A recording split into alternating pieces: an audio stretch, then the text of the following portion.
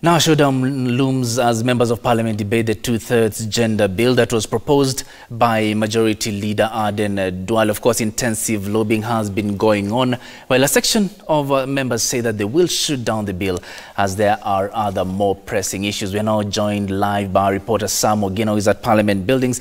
Sam, if you can hear me, what do you expect in Parliament today, considering that, as I said earlier, there's been intensive lobbying and the bill has not been passed for actually like 3 times now? What do you expect this afternoon?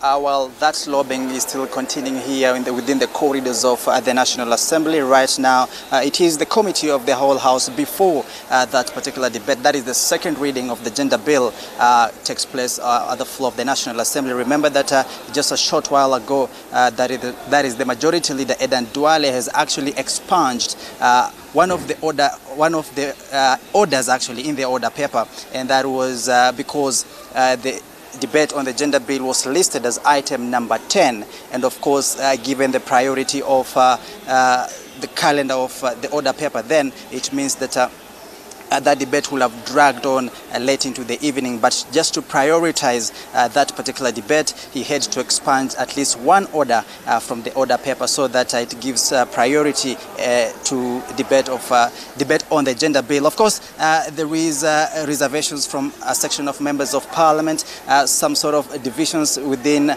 members of parliament, some saying that they're not going to actually approve the gender bill as it is, of course citing their reservations, most of them saying that the way it is fashioned, then it means that mostly it gives powers to the party leaders to nominate whoever they would want to take up those particular positions. But also there is that school of thought that is actually siding with the party leadership, and of course the opposition chief Raila Odinga and of course President Uhuru Kenyatta, Deputy President William Ruto have also pronounced themselves, urging their members to actually back this particular bill that is being fronted by Majority Leader Aden Duale, saying that it is a progressive bill, a bill that will ensure that that gender quota is actually achieved from the next parliament. Remember that this particular bill, if approved, it does not affect this particular parliament, but it will affect the next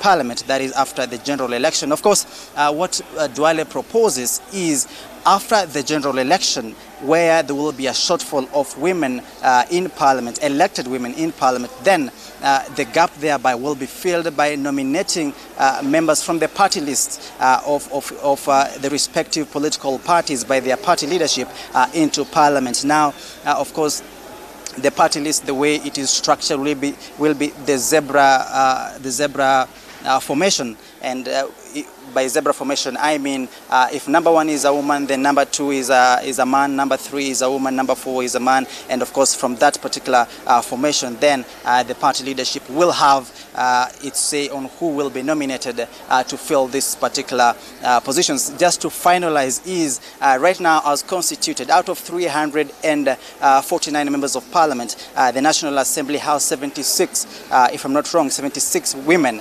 Then that means there is a shortfall of nearly over 40, actually 41 women. If that was a formula that it will have been to go by, that particular formula, then it means there will be a top-up of 41 members of parliament, nominated women, in the current National Assembly. Back to you in studio.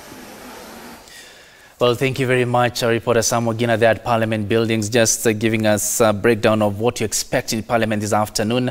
As I told you earlier, showdown looms when the debate on the two-thirds gender bill comes to the floor of the House. It's a story that we'll keep following up on, and we'll update in our subsequent bulletins.